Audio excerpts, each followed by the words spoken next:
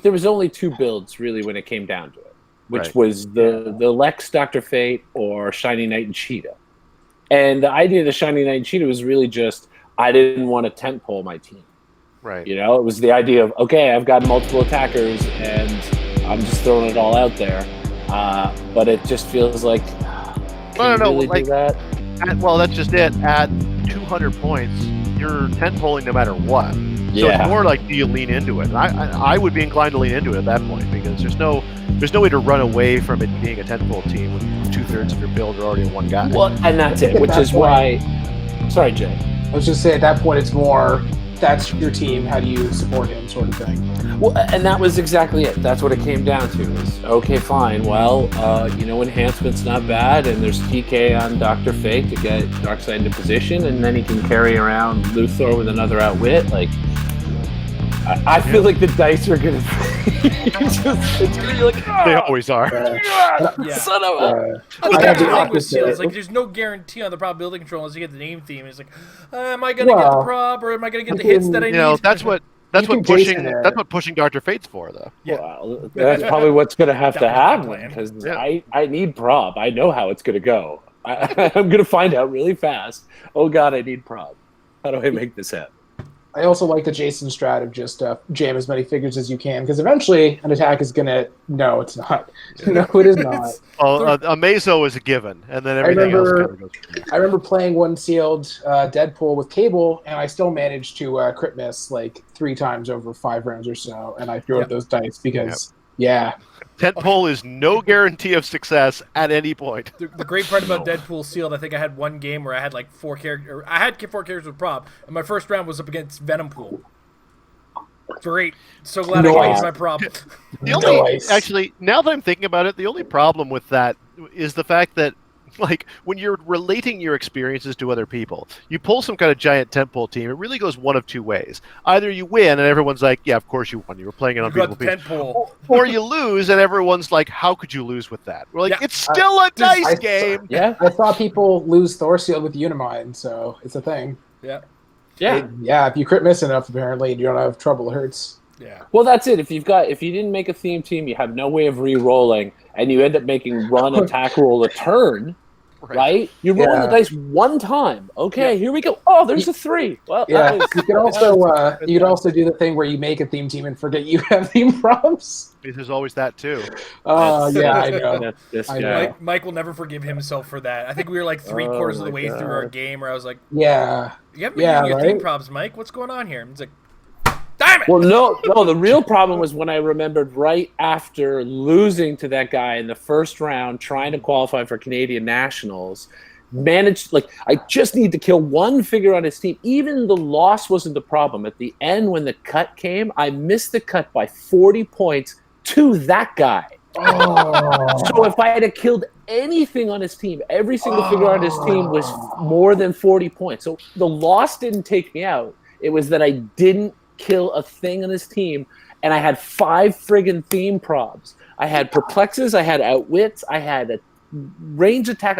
I had a perfect Avengers team. I couldn't believe I made it from sealed, and I missed it by 40 points. I definitely remember people beating me, and then I make the cut, or they play slower than me. Don't interrupt me vamping. It's very important. Actually, I was just about to start the show. Sorry. Am I interrupting you? It feels like me trying to run a tournament. And it's like, can I go ahead, or am I interrupting you players? Guys, I want to start our show here. Right? Yeah. Just took me down a traumatic experience. So if you haven't noticed, I'm joined this week by Tom. Greetings, everyone. Mike. Tom is holding my opinion of 2020 in his hand there. Exactly. Like coping mechanism.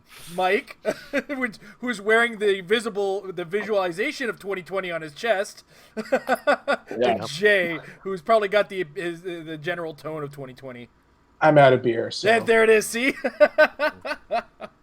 had a lot of previews to go over. You guys ready to just kind of drown ourselves in all kinds of new stuff?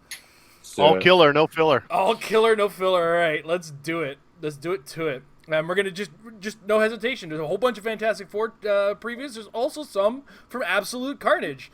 Today. That's a good description of how much we've got to go through today. So without further ado, let's start with Gorgon. This comes courtesy of the, as you can see in the bottom, Happy Little Heroclix. You can check out the YouTube video in the description below. I put it in our description of the video. So we start off with Gorgon, who has the Inhumans and Soldier keyword, and he's got a trait that says Seismic Stomp, which gives him Quake, but Gorgon may use it as if he occupied a square within 3 squares and line of fire. Tom, what do you think of Gorgon? He's 45 points. Yeah. Well, that's just it. And that's the only thing I can say about him. It's not that he's good. He's not going to be playable in any competitive setting. We don't need to spend much time on him. But I was just looking it up to see what's the cheapest Gorgon we've ever gotten. There was an Earth X, a 75-point line on one of the Gorgons, but it was a weak reflection of his top point line, which is above 100. Gorgon is always expensive, and Gorgon kind of sucks.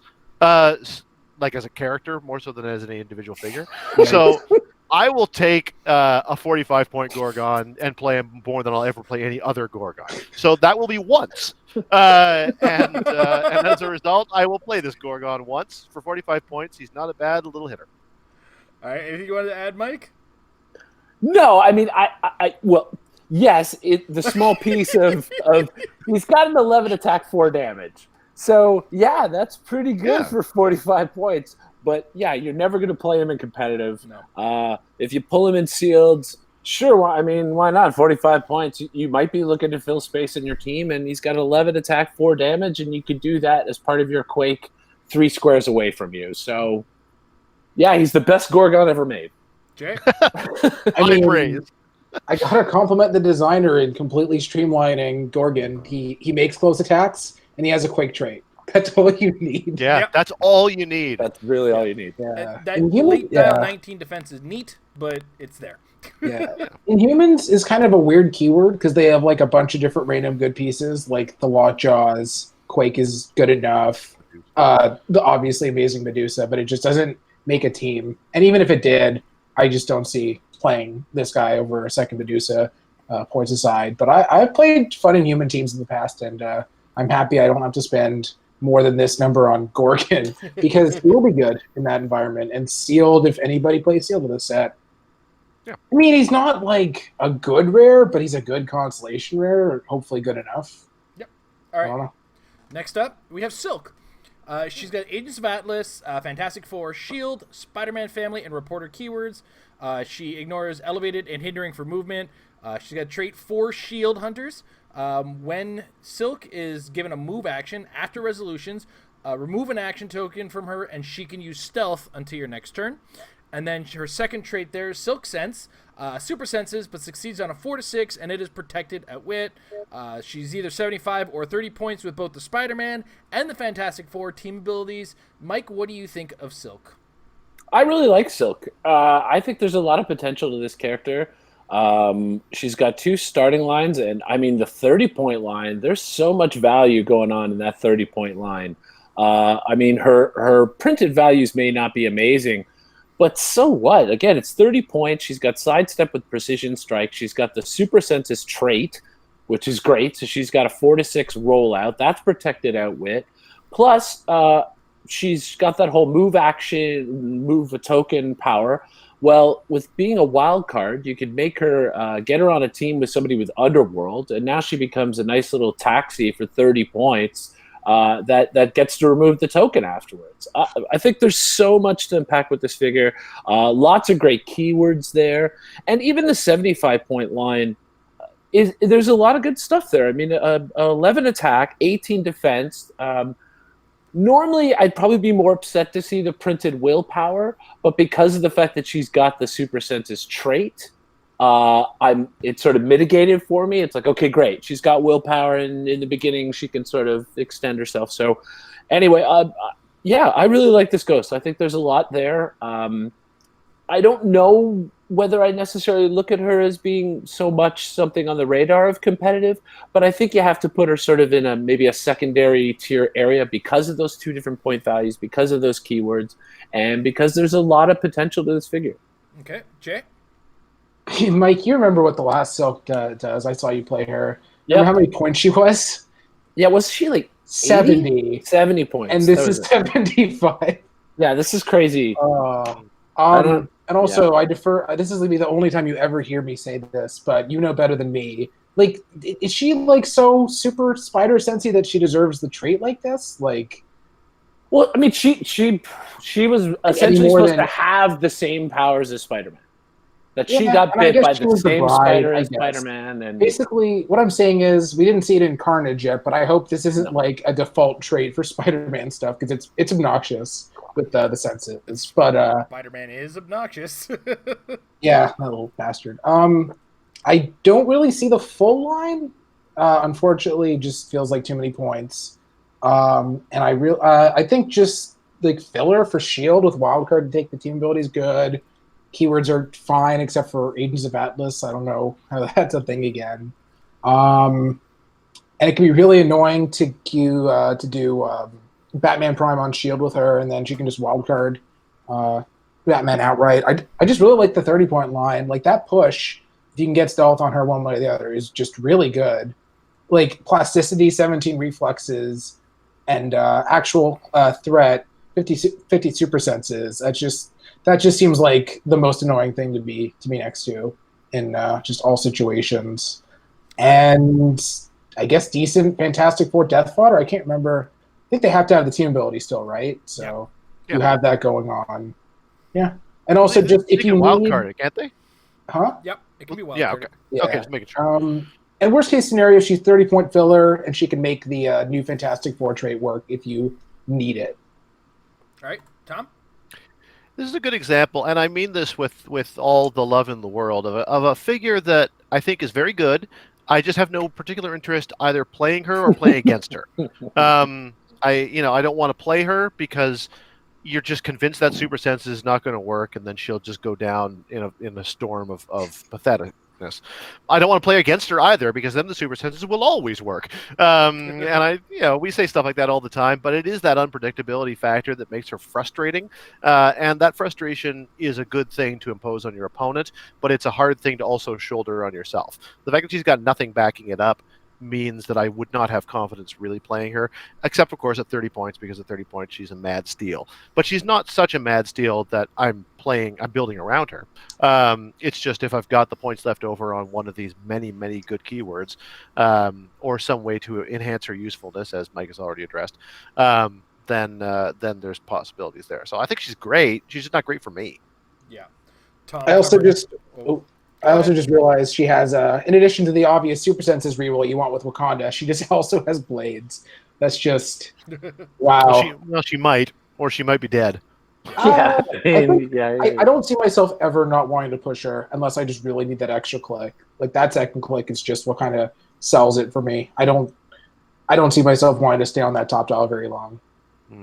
I don't know, man. She only has stealth when she's moving. And so, I mean, her second click, I would agree, is good, but it's also one pretty soft hit away from death, and she can be shot from range as long as she didn't just move. I also figure if you're engaging, you're going to get her the stealth. I don't think you're going to put her in a rated position to just die, but... turn. If you're moving her, you have a hard time pushing her because you're removing that action token. Right, but afterwards. You gotta get it there. I don't know. You can Rob and then do it. I don't know. I see utility there. Yeah. Anyway, moving on. Valeria Von Doom. So there's our second preview and third confirmed of the Doom family here. In the Battle World, yeah, the Battle World Doom family. Valeria Von Doom has the Battle World Other, Fantastic Four, Latveria, Runaways, and Scientist keywords. When was she in the Runaways? Did I just completely? There was a specific Runaways lineup in Battle World. There was their own comic. Okay. I can't remember the exact lineup, but specifically to that. Okay, there's a lot to talk about here. The first trait: hunting anomalies from other worlds. Free. Roll a d6 and place Valeria Von Doom up to that many squares away. When an opposing character is placed within 4 squares in line of fire, after resolutions, deal them 1 penetrating damage. Her second trait. Finding out the truth about Father. When a friendly character KOs an opposing character of lower point values than them, give Valeria Von Doom an action token that does not deal pushing damage. So it's kind of a downside. There's a reason it's a downside. She does a lot here. Her damage power, head of the Institute for Gifted Youth, leadership perplex. When Valeria Von Doom uses leadership and succeeds, choose a friendly character within 4 squares in line of fire. That character can use Outwit until your next turn. She's also got sidestep on her first 3 clicks, a full dial of energy shield. She got that special damage power on all 4 of her clicks. 6 range for 30 points with the Doom team ability. She is a unique. What do you think, Jay? I'm glad I got her. Her review is weird. How did you get her? He's glad that he gets to go first. that you get to start. Yeah. I know you were so excited. He got Tom. dibs this How time. did you get her? Yeah, it always happens to land on me for the ones I really want. So basically, like I said, it's a 2-part review. So, I mean, Jason covered her kit pretty well. I mean, you have like the free roll of the D6 thing. Like she's moving minimum free 3 squares a turn. She can be 10-3 on her own with the perplex. She can give herself the outwit. Leadership on scientists is important. I mean, Doom's already re-rolling his leadership on Latveria, except for if he's probably named God Emperor Doom, which is sad. But just more leadership on Latveria. And then the Doombots. Oh my god. Is every character going to have leadership on those teams? And then, like, just a really good support. Like, leadership, perplex, maybe outwit. Maybe you get the reroll depending on how the team goes. Good movement. Really hard to hit. And just, like, for 30 points, an amazing little support piece. And then she's also the most busted character in a long time because that damage part of the trait is beyond abusable. Because if you just want, like, a random, I'm going to carry her up and, like, do stuff, you have access to the influence ring, which will count. You have access to the spin ring, which will count because that's placement. If you want to somehow TK your opponent's character and then Mr. Oz place them, that's 2 placements. And then if you just knock them back normally, just any number of extra things you can add with placement that I probably can't think of. 2x2 Magneto. Basically, she's this crazy support piece, and then she has this... You're basically paying 30 points, but she just does 2 incredibly useful things at the same time. Like, she's basically worth... I don't want to say double because that damage trait is... I don't even know how much that should cost, but that's going to be very, very abusable. And the fact that she's unique is, like, the only relief part. And just pretty much all her keywords are great. I mean, there's pretty much all the good runaways survive rotation. And having a team with her and Alex Wilder, that's a lot of support powers. And just that trait is just, oh god, I'm frightened already. Just auto killing colossals with spin and stuff. That's going to be a thing. All right, Tom, your thoughts? I'm glad Jay went first too. I have nothing to add. Yeah, he was going to say, Mike. Yeah, all I can add to that is this still would have been a value at twice the points. Yeah. Like, she just does so much, and that trait, yeah, I agree with Jay. It's going to be abused like crazy. Quick game design survey. How many of us thought the hunting anomalies from the other worlds was supposed to be like, you know, oh, this is going to do something about Colossal Retaliation, and then just did better? Yeah, that's probably where it started. Yeah. And also, whether or not it was intentional, who can say? Yeah. And also, you can't Colossal Retaliate off the damage because it's contingent on placement happening. Yeah. And now what the Retaliators say if they weren't already placed? You literally can't... Like, there's no downside. Like, when I first read her, I thought amazing 30-point support piece, and then somebody pointed out the trade. I'm like, wow. Amazing. Like, you had to capitalize amazing after the fact. All right, next up, Hydro Man. Hydro Man has the Frightful Four, Masters of Evil, and Sinister Syndicate keywords. Ignores hindering for movement. He's got a Frightful Four, Opposing Tide is his trait. Unique modifier. Opposing characters modify damage -1 when making a range attack that targets one or more friendly characters with the Frightful Four keyword. He's got a special attack power, Drown on Dry Land, which says Poison, Smoke Cloud. When Hydro Man uses Smoke Cloud, he generates water markers instead, and after resolutions, he can use Poison at no cost and considers opposing characters occupying his water markers adjacent for Poison. He's 75 points. He's Indomitable, the aquatic movement symbol with 4 range. I guess I got the lead on this one, and this is a really cool Aquaman. I like what he does, but we go back to I don't see myself necessarily using him in competitive. I mean, it's always nice to see a guy who makes water instead of smoke. So there is potential for those of you who may be considering him for some kind of non-themed Aquaman-based kind of idea. But Hydro-Man. Like, he's... No, that's what I mean, is Aquaman usually tees off of water. Hydro Man would give you the water, right? You're better off using Tempest in most cases, so you can keep that Atlantis keyword. Or even Troubled Aquaman just has it for really cheap. But that said, Frightful 4 is its own thing, and it's probably going to be something of a menace in both just casual, I'm playing Frightful 4 versus X play, and it's in sealed. It looks like these things are going to stack annoyingly in different ways. That's what I'm seeing here. But it's a tough character off the top with Indomitable. He has a fair bit of utility. He's not perfect, but he's pretty okay. I can see some use for him. Tom?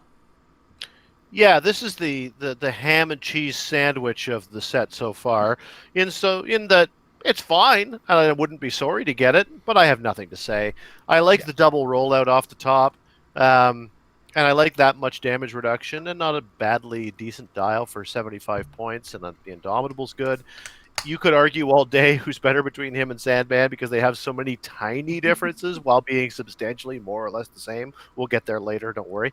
But unless I'm reading it wrong, he can't run up Smoke Cloud, then Poison, because he still moved or was placed that turn. Yeah, he still has to use Smoke Cloud as well. He doesn't use it for free.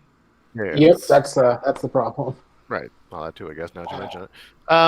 So, I can't get excited about him, but it's a pretty good representation of the character. Good design. Mike?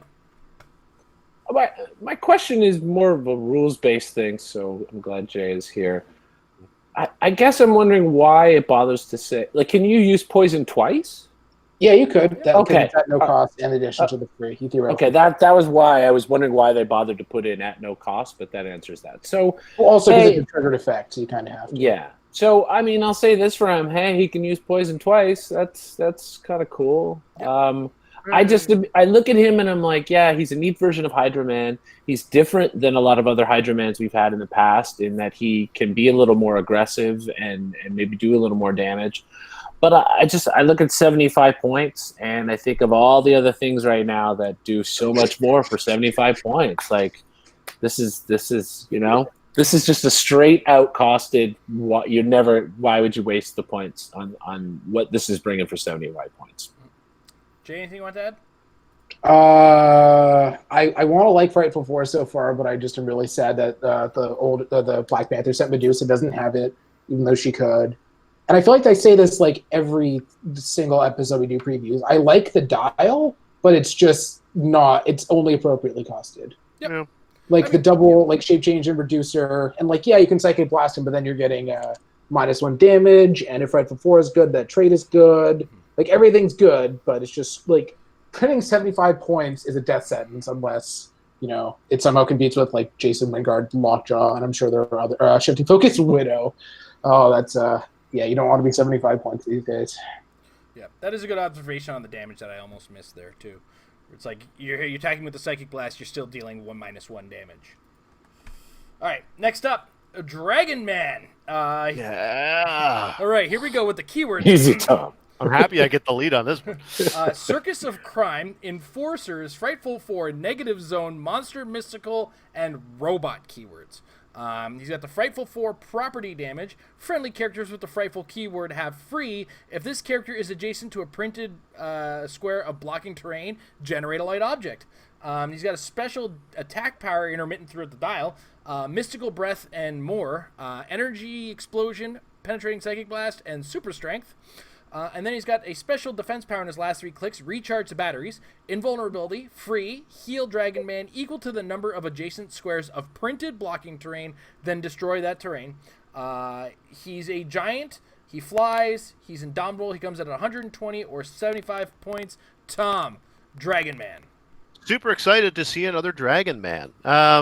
That's my biggest takeaway from this figure is, Dragon Man again. Have we seen the sculpt? Is it him with the glasses, or is it him being a violent? No, it's just just Dragon Man. Whatever. Yeah, that's just too bad. little bit of fire in the mouth. I kind of like Dragon Man as like the old man reading, taking care of the kids. That's my favorite Dragon Man. So bad. Maybe I'll mod him with some eyeglasses. Anyway, as for the figure itself, it's fine. Again, this is echoing Jay's previous statement of the fact that he's fine for the points, but I don't think he's exemplary. You guys can disagree with me if you would like to do so, and I'm sure we'll hear from you soon enough. For my purposes, I like the way that he's got several different powers that integrate with blocking terrain, just for flavor's sake. It's a hard sell for me at 120 points. That's 45 points for those 2 extra clicks. Invincible's great and everything, and a range focus is great too. What I do like about it, I guess, is it's a completely different focus for the different starting lines. It's not just one's a watered down version of the other. But running shot Psychic Blast is great. But honestly, Charge Exploit is also great, and I'd rather save 45 points. I'm also more likely to hit not actually more likely, but I if you win map, you're more likely to win map if you're going with a lower points figure in a theme team setting. And if you are trying to win map, then you're trying to get a lot of blocking terrain around to activate his powers, most especially his defense power at the end to try to heal him back up. But he's hard to get excited about, if I'm being perfectly honest. I just am excited to see him again. I like the fact that he's a giant carrier, but he's also a giant target. So hard to get excited. All right, Mike?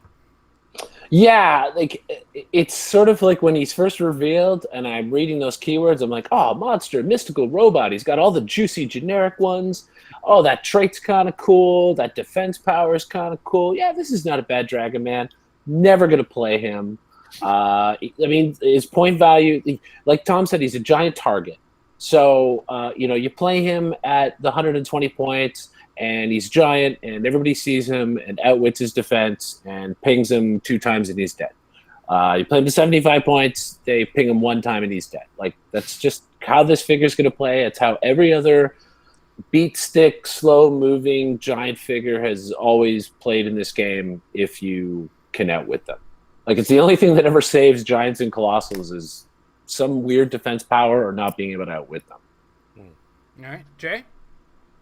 Yeah, like, I look at him and the Enforcers, like, any additions to Enforcers is inherently good because it has to be viable at some point with Fancy Dan, just doing Fancy Dan things. Fancy Dan! Regardless of accuracy, the giant symbol, like, not a fan. Just not a fan in general of how that'll, he's just a gigantic target is a good word for it. But like Printer 11.4 for 75 is compelling, but it's not enough. It's a trap. He's just gonna get blown to It's a bits. trap! In this set, you could do it for 45. Apparently, but then you have to play Gorgon. Yeah, then you don't get to play the cool like babysitter. Who did he babysit? The kids in the Future Foundation. Yeah. He Oh was yeah, I like a remember babysitter. people were upset that he didn't have Fantastic Four because of that. Like, yeah. Mm-hmm. I don't think it's this Dragon Man. I know. Yeah. They just need to remake. What? I was just going to say they need to remake Molecule Man, and then they've righted some wrongs that were horrifyingly bad from the same set, if I recall correctly. Yeah, no kidding. Dragon Man was bad then too. I think he went down to a 14 at the end of his dialogue. Oh yeah, he was a hunk of junk.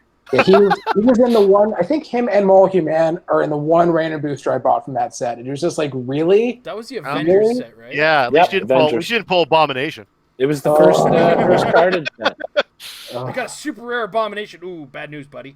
I got 2. Honestly, this is a true story. It was the first booster of HeroClix I ever bought was an Avengers booster, and the 2-gun Kid was in it. And it's not that he was good, but the fact that they made 2-gun Kid at all made me immediately fall in love with HeroClix, because it was at the time when you'd buy licensed cards or licensed board games, and it was always just here's the Hulk, here's Spider-Man, here's Reed Richards or whatever.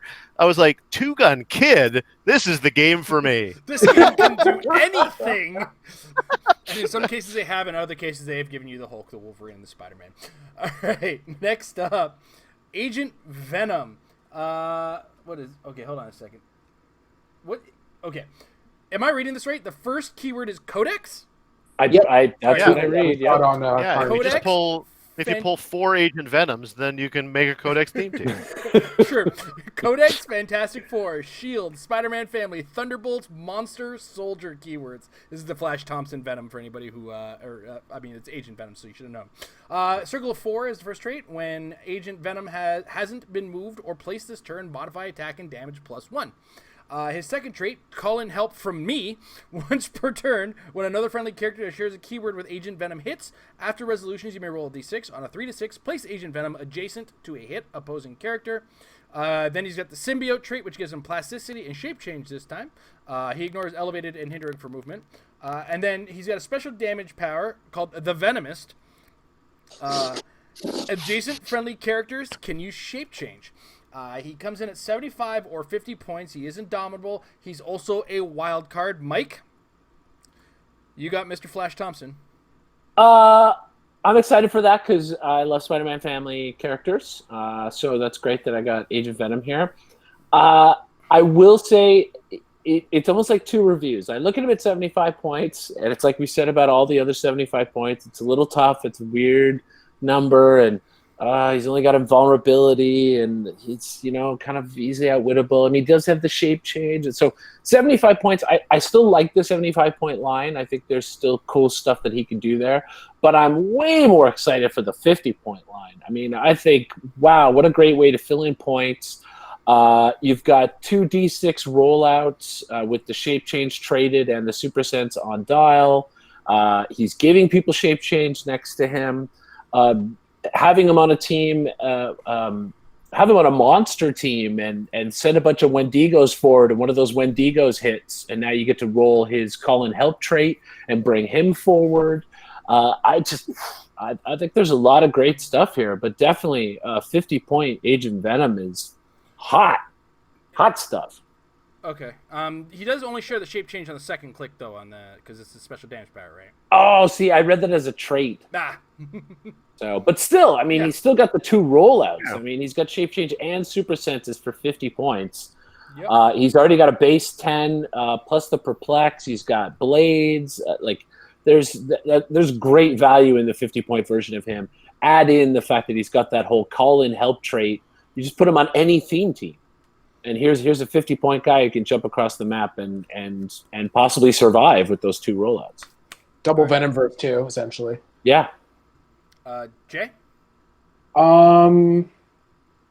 This is a dial that I want to be good, but again, just the points kill it. Yeah, I don't know. I don't actually necessarily know about the bottom dial, but yeah, I just really like that top dial for all the options. And when I read this, I totally forgot that it says hit opposing character. That would be really abusable, just because if you have a long range, whatever, I don't quite know what that would be. But I see Soldier keyword, and I think Captain Marvel, no Avengers, but I very much appreciate this for casual. I will say that. Definitely, I don't know about a sealed bombs. You haven't seen enough of the stuff. This looks really good, just because the shape change thing is in keyworded, and I don't know, people seem to already play Skeen or Skyn in that sealed, and she was infinitely less good. So yeah, definitely the best Agent Venom, I think, for in general and casual though. So that's. I mean, he's got shield too. Yeah. Move a Black Widow across, call out a recruit, have a recruit maybe hit, and then boom, bring him across. Come on. That's hot. I just don't see why he's in this set, except for the fact that the Circle of 4 is kind of like the new Fantastic Four, because they're kind of mirror characters with the Hulk, Ghost Rider, Spider-Man equivalent, whatever. But I don't know why this wasn't in Carnage. Is my only complaint. Keyword. Right. I don't know why, unless somebody knows better, but I don't know. Yeah, that one I don't know. The Fantastic Four keyword throws me off there. Tom?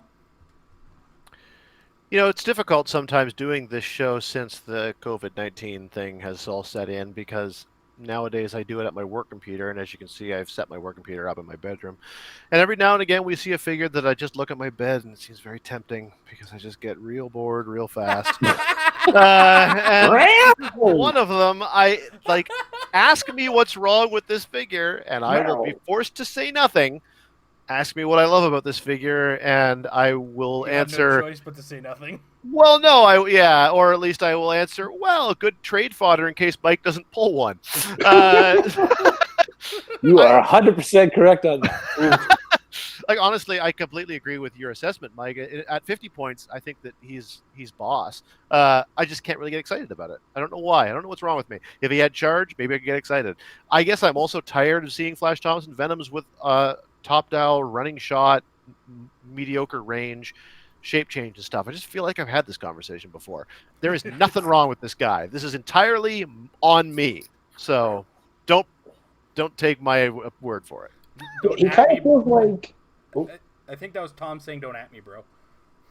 We'll go with that. Yeah, he kind of feels like a C-list character that we still get like every possible time, and it's like, yeah, okay. What with the 10 running shot, 11 attack, energy explosion, 18 defensive, vulnerability is like stock for him. Yeah, right. Like it really is. Flash Literally. Yeah, exactly. Every Agent Venom gets it. Yeah, so I agree that the last guy was the Honda, or last guy was the ham cheese sandwich. This is the Honda Civic of HeroClix players. And that's it. Like if they didn't have the 50-point version of him, I'd be like, yeah, okay, this is a cool Agent Venom. Moving on. There's other stuff I'd rather spend 75 points on. It's only because the 50 points with a couple of those keywords. It's like, okay, you could fill in a space with this guy. I can't remember who's that one other character. There's like one other character that always gets made. Oh, Cannonball. He's the Cannonball. Yeah, Cannonball. Yeah. He is another. And like Charge Force Blast. Force Blast, and he based on moving. Doesn't have his vulnerability moving if he straight. Yeah. Yeah, they all blend forward. together. Yeah. You know? Yeah. It's like it's a Cannonball. I don't even know how to review that character anyway. We're on a tangent. Let's move on, shall we? Hey, how about this guy, Dr. Doom? Hey, that's something to talk about. Yep. Dr. Doom, this is the uncommon one, also unique. Has the Cabal, Latveria, Armor, Mystical, Politician, Ruler, and Scientist keywords. Pronounced cable. What's that? No. Cabal. Stop it. Kabbalah? What? All right, so he's got a trait that you can pay 5 points for. Why do all your robots look like you again? When placing characters during game setup, place Dr. Doom on this card and generate 2 figure number 5 Doombots in your starting area. We're going to get to look at those. Just relax for a second. We'll look at those next. This game, when a friendly figure number 5 Doombot is KO'd, you may immediately place Dr. Doom from this card into their square and must do so if no other friendly Doombot is on the map. While Dr. Doom is on this card, Doombots can use leadership. His next trait, my robots often confuse my foes. Leadership and Mastermind, this is traded.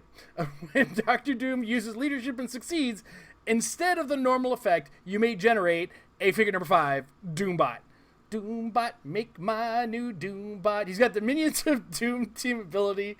Comes in either 95 or 45 or 100 or 50. He's indomitable. He's foot speed, 6 range, 2 targets. Jay, what do you think of the uncommon Dr. Doom? Why the hell aren't you starting with this? What's wrong with you? Because You I can get have next. it. Oh, fine. I'm not necessarily sure if he's competitive or not, leaning towards yes in some capacity. But at the very least, the thing that needs to be said about him is that this is just one of the best. This is the common version of this popular figure. Everybody's gonna get it, like that I've ever seen. Like, if you're a player and you're sad that you didn't get God Emperor Doom, you still have this. Like, this is just amazing. Like, yes, you have to get the Doombot. When you put it that way, it seems pretty sad. Yeah, I know. I didn't get a chase, but I did get the uncommon. Yeah, that's basically my answer as to why toughness is okay, because like he's only an uncommon and he's awesome. I wish the optional trait itself was optional as far as placing him off the board. And it's kind of weird to essentially replace your 100-point or 50-point figure with a couple 15-pointers. But then again, if you can make it work, you can make it work.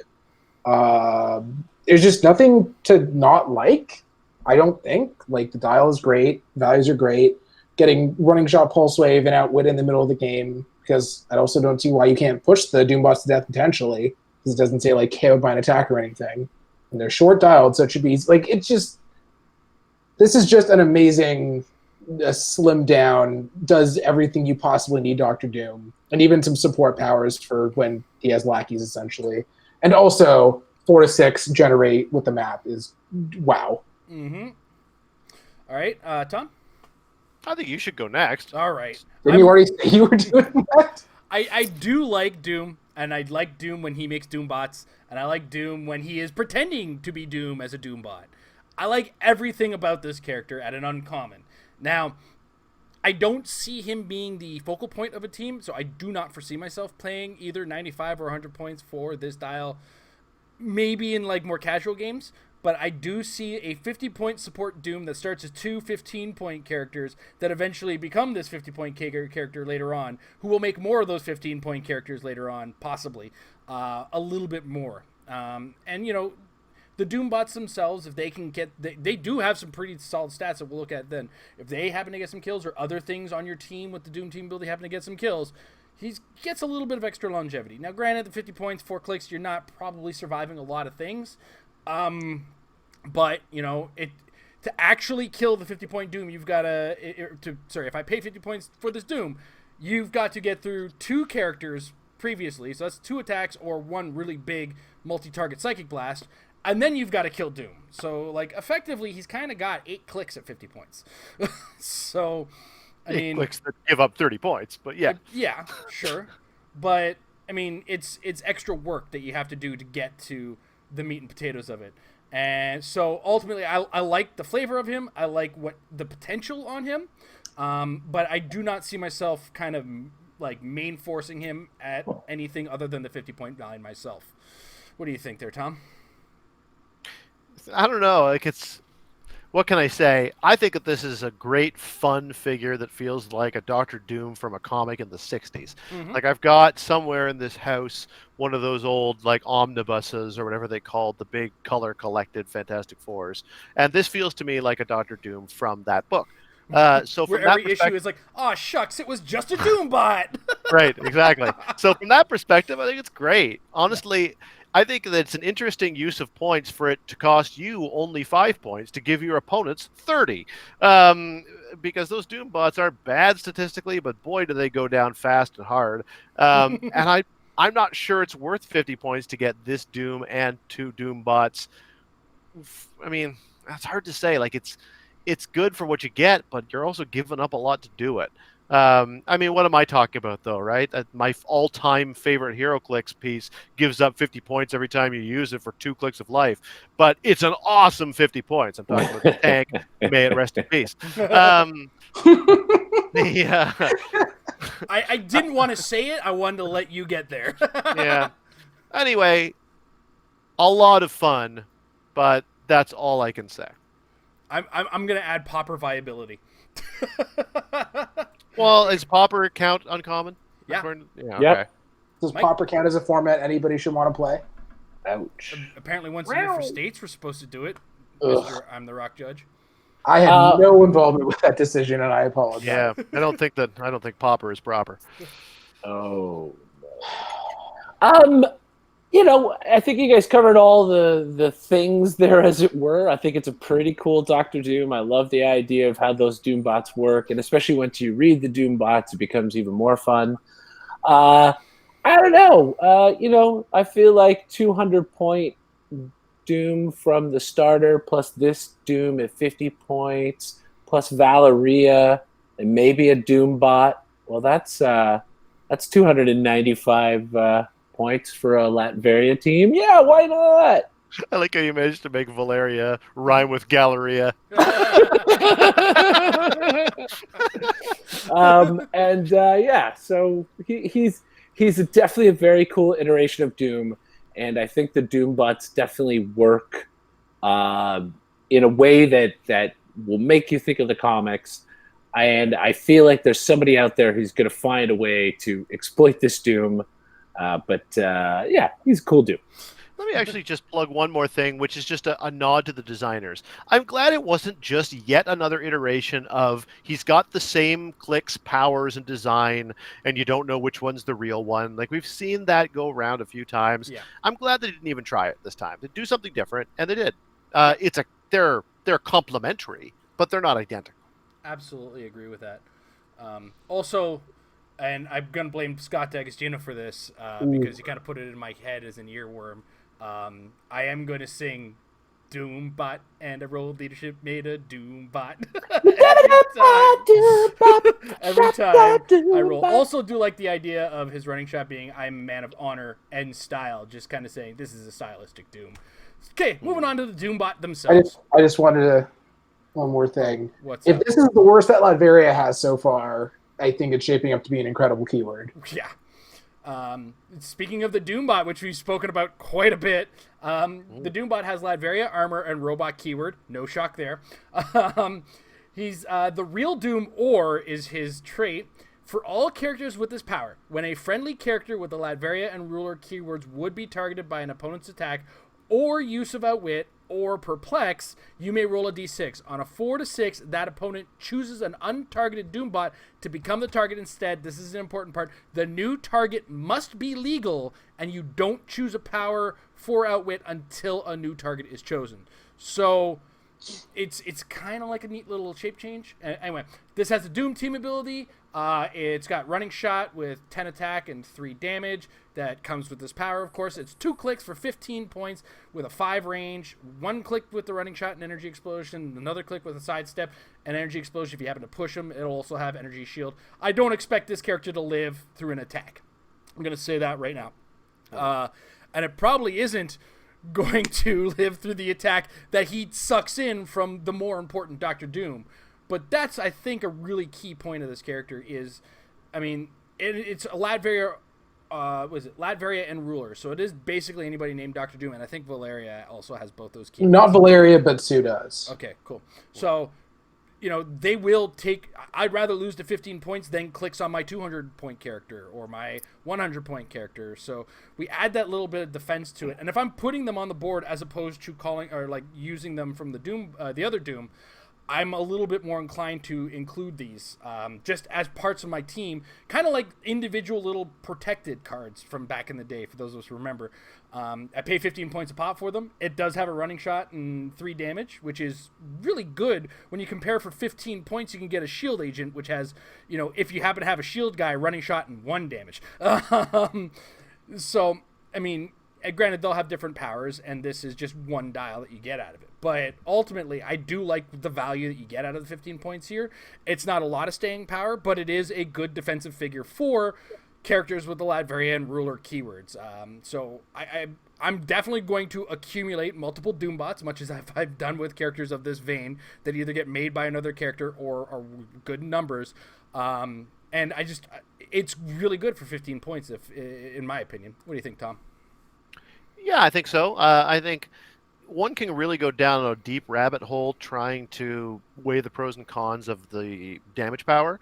I think if you set that aside for a moment as kind of a special case usage for the piece, not that you wouldn't build around it, of course, but nevertheless, and just look at it as a piece that costs 15 points and provides some taxiing and some decent, powerful oomph for low points with 2 very common keywords. Well, I mean, 1 common, 1 mostly common in armor, and Latveria as an emergingly good keyword, along with a good team ability, more so for wildcarding than for themselves.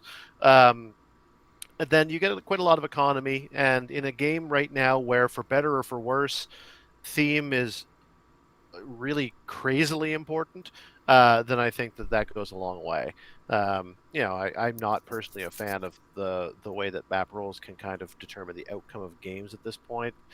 It's more so now than some points in the past, but I don't want to be an old man shaking my my fist at the thundering sky. I leave that to Mike. So all I can really say is it's a good use of 15 points. Yep. Mike? Yeah. All right. Jay? I like them for their intended purpose, but I kind of wish that they were differently viable on robot. Like, they look like a good robot filler, but then it kind of feels like it's crazy, but like that's a Brainiac. That's 150% of the points for a Brainiac. Like, that's just so. I mean, it's like comparing anything to Joke. Well, even one of those Superman robots. You play one of those Superman robots before you're going to play this. Yeah, it's just if you're a robot filler. They would be, like without like those insane options, like just the power creep. But even then, like I still I still like what they do for the points on that Latveria team.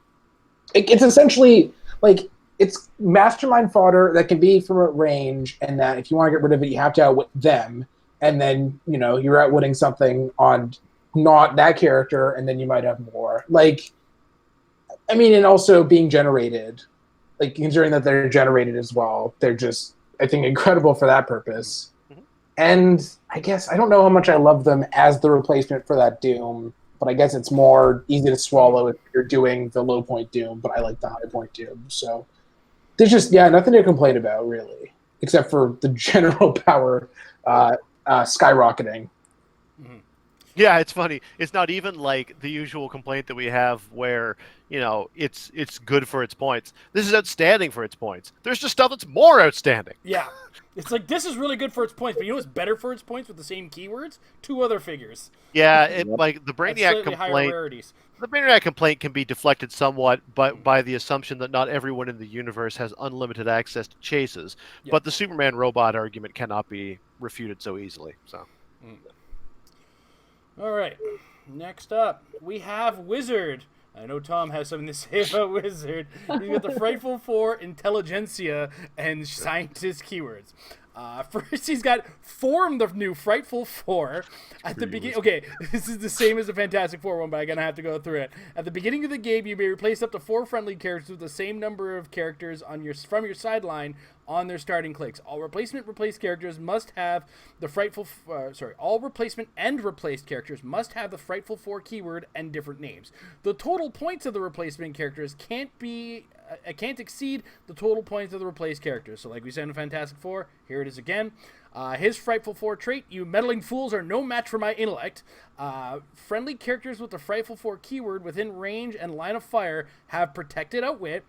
And then on his first 2 clicks, he's got a special damage power, Intellect to Spare, Leadership, Outwit, Perplex. When he uses Leadership on a result of 4, choose Outwit or Perplex. This turn, Wizard can use the chosen power twice.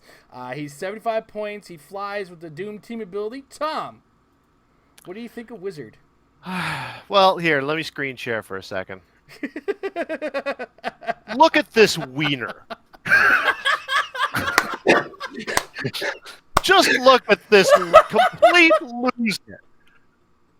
Why does this loser get the ability to double outwit and perplex and reform your team at the beginning of the game and have an 11 movement, 7 range running shot with precision strike, and have leadership and give protected outwit to himself and everyone else who's a Frightful Four member all around him? Like, what a steal for a loser. I don't know. I feel triggered by, my life experience has not indicated that losers get it this well, and so I'm feeling like this is this is adding me specifically. At least he doesn't have willpower. Yeah, he's really good. It's admittedly, at least the outwit perplex thing isn't super easy to trigger. So there's that about it. But you've still got outwit perplex, leadership, running shot, big range. Like, that swing is nothing to laugh at. A 13 unassisted swing or a 14 assisted only by himself, another way of thinking of it, is really, really not bad for the points in this type of setting, especially when it comes packaged with Precision Strike, which is awesome and seems rarer now than it once was. They used to feel like it was given out a bit like candy. Now it feels like it's being given out like good candy, like expensive candy. And otherwise, I mean, the form of the new Frightful Four is pretty niche-y. I don't know that we're going to get that many Frightful Four figures. We've seen a few, but a lot of them are unimpressive, so I don't know that you're doing a lot with it besides this guy. But certainly the ability to give everyone within range protected outwit, and just the fact that he gets protected outwit himself, along with outwit, potentially a second outwit, perplex, and leadership, and that awesome swing. And on his back dial, he basically transitions into a utility character. I mean, the TK can be used defensively, or it can be used for support. And of course, RCE and Mind Control are still useful offense powers. Perplex is always handy. So, like, throughout his dial, he's got a combination of both fighting and supporting, with just again like I don't mean to beat a dead horse here, but really decent numbers and great range. All of this on this loser. So I don't know why this is what we're getting, but I mean, from a HeroClix perspective, great pull. All right, Mike. While I'm still recovering from look at this wiener, what do you got on Right. Wizard? Well, yeah, it's really hard to top that one. I'll say that. I'll say one, if you are for some reason playing a Frightful 4 team and you don't put this figure on here, then you clearly have no clue how to play the game HeroClix, or you're drinking, or I don't know, something. Because clearly, like, this guy makes a Frightful 4 team crazy, stupid good. I mean, even if you don't use the first trait, just giving everybody protected outwit, and like Tom pointed out, he gives himself protected outwit. He's always got line of fire to himself, so that's pretty good. You could definitely put this guy in a scientist team and beef him up too. There's plenty of scientist stuff out there now, and low enough point. I mean, throw a bunch of those Star Lab techs on there and manage to roll Perplex and just juice this guy up and give him a 14 attack, 6 damage with his running shot. Like, wizard. I know, the wizard. Like, what the hell is going on? You should have a running shot 5 with a 9 attack, 1 damage. You called him juicy, you called him beefy, and I'm still stuck on him being called a wiener earlier. He's the juicy, beefy wiener. Kid. That's it. Jay, do you want to add anything about My Wizard? baloney had a first name. What do you have to say about this all-beef wiener? I don't know why WizKids loves characters named the Wizard and makes them like a million times as more viable or just not a joke as they should be. Basically, my problem is that I don't think he's like for the points. And my other problem is that when I see everything with the Frightful 4 keyword, all I think about is that it is a keyword that Super Skrull has that's not cosmic. So I just don't see. Prob. I mean, if nothing else, at least it's an opportunity to build a name theme team out of it. Why not give Prob to this guy? He doesn't do enough. Yeah, I'll be excited. I guess if he's the only Frightful 4 trait character, it'll be more interesting. But I just have yet to see Frightful 4 that I care about. So, and also you said Tom that his 13 swing is not a joke, but everything about him is a joke. Yeah, that's very true. Oh my god! All right. Next up, Sandman in his bright pink shirt. We got the Frightful 4 and Sinister Syndicate on Sandman. He ignores hindering for movement. His Frightful 4 trait, Dune Sandstorm. Opposing characters modify damage -1 when making a close attack that targets a friendly character with the Frightful 4 keyword. He's got a special attack power, the Sand Blast, which gives him Quake and Smoke Cloud. When Sandman uses Smoke Cloud after resolutions, he can use Quake at no cost, but may also target any opposing characters occupying or adjacent to his hindering markers, regardless of adjacency.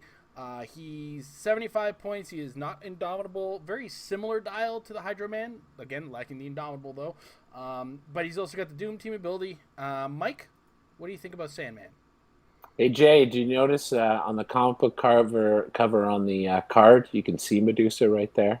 It's like I did not actually see that much It's like attention. they're teasing it. All right, it's like they're just taunting you with the fact. Yeah, I don't know what it is, but sometimes they like to just refer to characters and not have them be in the set. Yeah, that's great. Yeah. I mean, you know what? He's a cool Sandman. That attack power, sure. Hey, who doesn't want to quake a whole bunch of people farther away? But he suffers from that good old 75 point, nothing special. Why am I going to waste points on playing him? But he's a cool Sandman. Jay? I don't know how you overlook the fact that you pulled up the Hydro Man card again, because what the hell is with the same exact dial? I guess that they're like kind of similar. I don't know. Basically, they look like the same dial. I think I got. The actual printed dial is the exact same. All right, cool. Mm-hmm. Except for the indomitable, then. Yeah. And the symbol. and but the printed Yeah, the symbols are different, but the actual powers and the power layout and number layout is the same. Yeah. All right. I really want to be able to play this guy, especially with the Nightbringer synergy, because it just says when he uses Smoke Cloud sort of thing. So that would actually be a thing. But the dial's so good. Just the point value kills me. It's just sad. And also, Sinister Syndicate without the team ability on him and Hydro Man is odd. Stupid. I would have just I don't know why Minions of Doom is there, but I guess I don't know. I would have rather had Wildcard on top of this figure that I've already talked about more than he deserves. So, All right, Tom.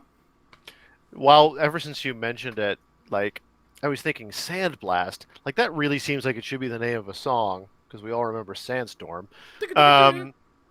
or Sandman. As it turns out, it is a song. It's a song by Thom Star and the Galaxies from the early 60s. It's an instrumental, like, surfer tune, which is another thing that is very appropriate. So I've been listening to it while you guys have been talking. You probably already mentioned the fact that he's like Hydro Man, but not as good. So I don't really have a lot to say. He's differently good, but the willpower, the lack of willpower is the thing that kills me. If Hydro Man wasn't enough to get me out of my chair, then Sandman is not either. But it'll be fun to play them together. Sandman's got you wondering, what is in my chair? Sandman would have also been a good time to make the sleep joke, but you already did it. Yeah, well, this guy doesn't put me to sleep. This guy just makes me want to have a beach party. So I'm going to go back to Thom Yorke and the Galaxies. It's basically like Wipeout, but worse. It's slightly slower, but it has basically the same it's the same chord progression and more or less the same lead melody. Wow. See, I went with Enter Sandman was where I was going. That's right. A little more, you know. All right. Well, it's Sandblast anyway. You know, it's a different. We have the Skrull General. Yeah. He's got the Skrulls and Soldier keyword. He ignores hindering for movement. Invasion plans from the Skrull Empire is his trait. When a friendly character uses shape change and succeeds, the attacker can't choose a new target with the Skrull keyword. Special damage power, deploying infiltration pods to key locations, gives him leadership. Friendly characters with the Skrull keyword can use the Underworld team ability. He's got the Skrull team ability. It is this dial for 30 points. Jay, the Skrull General. I honestly don't know what you expect me to say. That's it. I don't know. Like what? I don't. The Skrull keyword becomes a thing, right? I mean, yeah, we have that amazing Tom's favorite 50-point Skrull scientist or whatever from the Captain Marvel set, and the 25-point Skrull brawler. I just, even if I guess for the point if Skrull becomes a thing, yeah, or if he helps Skrull become a thing, yeah, but otherwise, he's basically Skrulls and Skrull only. We've also got Prez Ricard. We've got Silver Sable. Taskmaster. Yeah, great Skrull team coming together here. Prez doesn't gain the keywords. He just doesn't count towards it. Yeah, I was kidding. Okay. Yeah. Mike, anything you want to add to the Skrull General? I think Jay should go to hell. I'm glad you skipped over me. Wow. I want to hear Mike's opinion on this. I love this Skrull General. I love Skrulls. I love the fact he's got like a Mars attack gun in his hand. Yak. He's got the old school Skrull outfit with the black underwear on the outside of his purple jammies.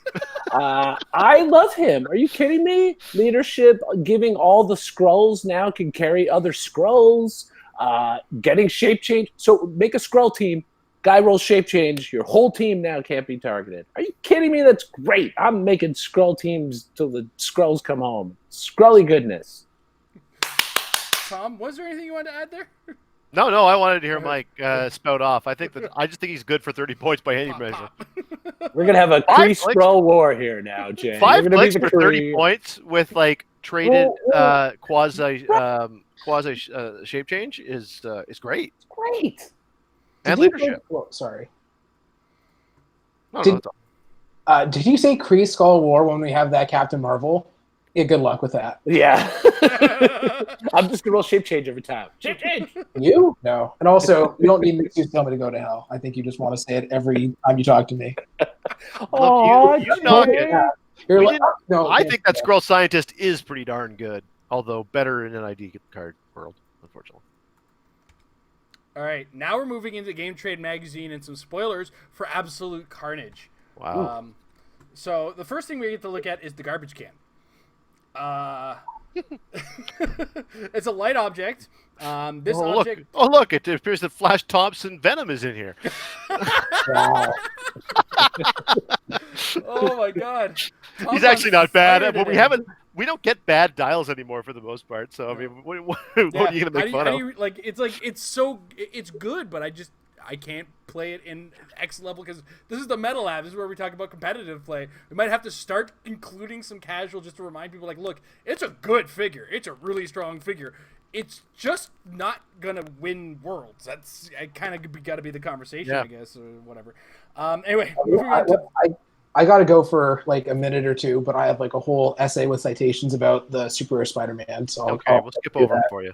Yeah. I loathe you, Zero. We'll absolutely quickly go over that figure bore you get back. I despise all of you with my entire heart and being. Quick, go now. All right, garbage can is a light object. It's 10 points. This object can't be added to your starting force, only generated. When a friendly number 54 Spider-Man would be KO'd, this object is... If this object is unheld, instead you may replace that Spider-Man with figure number 16, Peter Parker, on click number 2, adjacent to this object. If you do, KO this object. Okay, so it looks like this is just a very specific thing that it's only produced by a figure. So I think we can't go into it until we decide what these figures do. Yeah, we just got to mention it so that we can move on to them. Yeah. So next we move on to the Super Rare Spider-Man that Jay apparently has an essay to write about. So we start with the Spider-Man that has a Spider-Man family, reporter, and scientist keywords. He ignores elevated and hindering for movement. He's got Spider-Man No More. At the beginning of the game, you may generate a figure number, or the garbage can, in your starting area. Jonah hates me even more than I thought, is the next trait. When Spider-Man starts the game, an opponent generates J. Jonah Jameson bystander anywhere on the map. It's a special attack power, 4 hoodlums at once. When Spider-Man makes a close attack, he instead targets all adjacent opposing characters. He's got the Spider-Man team ability. He's indomitable. He is 60 points. What is this back end dial about? Oh no, that's for something else. Yeah, there's a lot to talk about. There's a lot to talk about across like 3 things. So next we're gonna bring why those other 3 clicks exist. I guess we'll talk about, and that is Peter Parker. Peter Parker's got the Avengers Codex. We're really jumping around. Yeah. Spider-Man There's family, that Codex. reporter, and scientist keywords. Secret identity Spider-Man. When Peter Parker would be KO'd, you may instead replace him with a secret identity character with a listed name on click number 9. This game, when that replacement is KO'd, it scores this character's points and an additional 25 points. Peter Parker has the Spider-Man team ability, also first on dial autonomous, as well as probability control on the first 2 clicks, and some outwit. Okay, hold on a second. Everybody good? Yeah, Lot to go here. Stuff, man. Okay, so I think we start with the Super Rare Spider-Man and go from there. Oh, and I just almost completely messed up. There we go. All right, got it. Bam. Okay. So, Jay is probably still doing what he was doing, which is very likely pooping. Makes sense. Tom, what do you think of this very unique Spider-Man? Well, I mean, Jay says he has an essay to impart onto us about this figure, so I'm going to restrict my comments to this screen share. Oh, I missed the screen share. Oh, this shit is banana. Awesome. That is all I have to say. Mike, why don't you go into more detail on why that screenshot is true? Yeah, I mean, right off the bat, holy cow. I mean, he's already great with 9 movement, hypersonic, 12 attack, 18 defense, super senses, 3 damage. Like, that's already great on a 60-point figure. Wow. Oh, what? Did point values go out the window? What happened? No, you do give them J. Jonah Jameson, Yeah, they started calculating him. There was a problem with the calculator. They started calculating him after the KO click. Yeah, clearly. I also haven't added that J. Jonah Jameson is autonomous himself and has a special damage power that says Perplex, but only to target himself or opposing characters with Spider-Man family keyword. Carry on. Yeah, if you're giving a little Dr. Leslie Evans of sort to the other team, if you've made a Spider-Man family team and then he goes on there, then obviously J. Jonah can affect everybody on your team with Perplex. But at least it's only Perplex.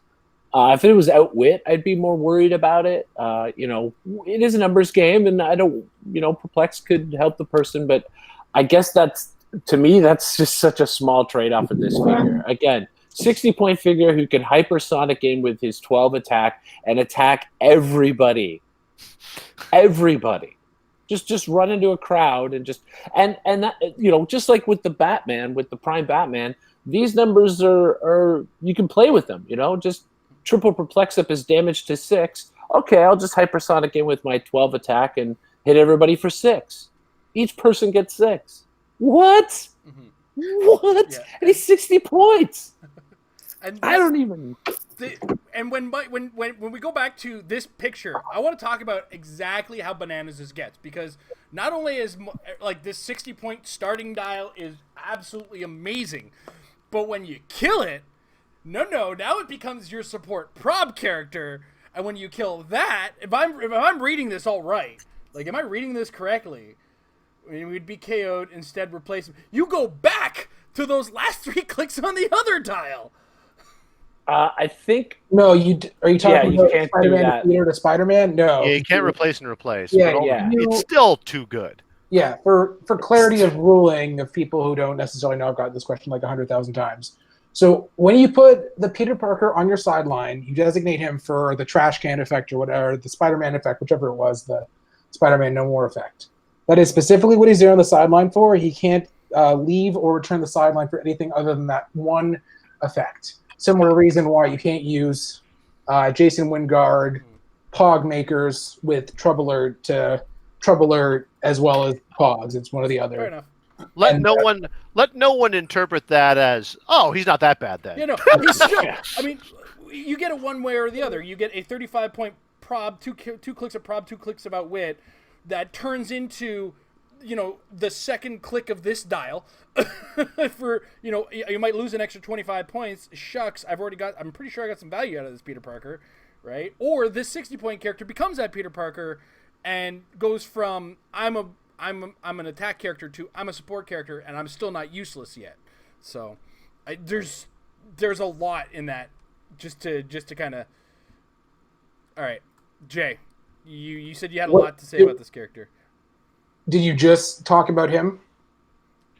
Well, I basically just did a screenshot. Yeah, I saw the screenshot. Is Tom's thoughts. But Mike really liked the Spider-Man.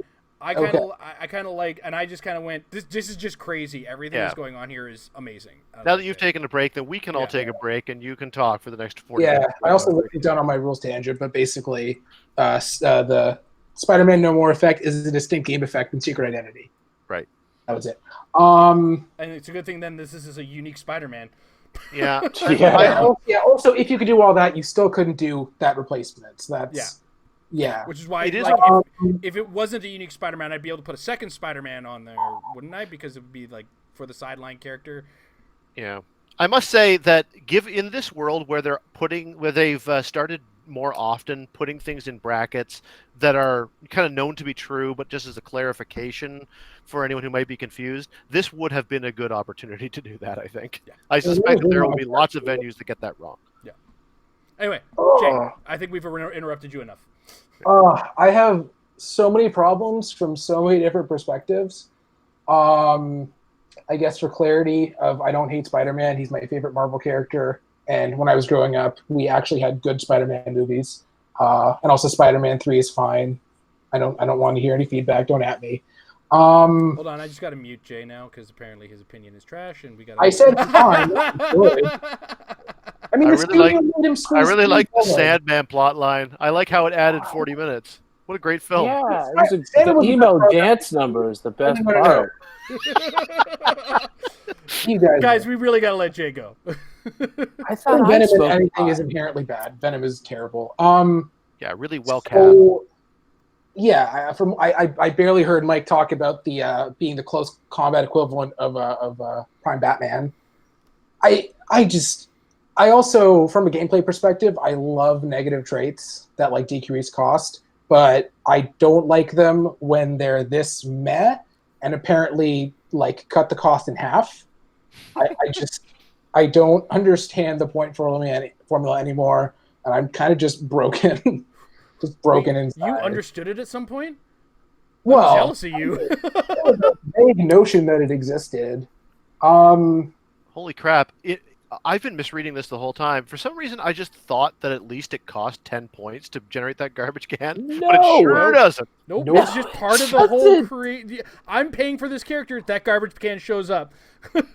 I mean, when it's already way too cheap, I guess who's counting anymore? I mean, yeah, if they want to go get it, that's like, okay. I mean, it's going to be in the starting area. Yeah, Jonah can maybe get it, but there's no way he's attacking. Because what's the order?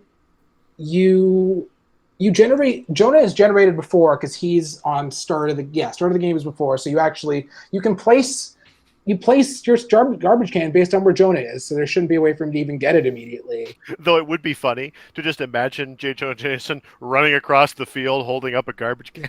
I got it, guys! I got it! We got it now! Yeah, J.K. Simmons in Whiplash and said it's a garbage can. Guys, I got a garbage can. There's something in it.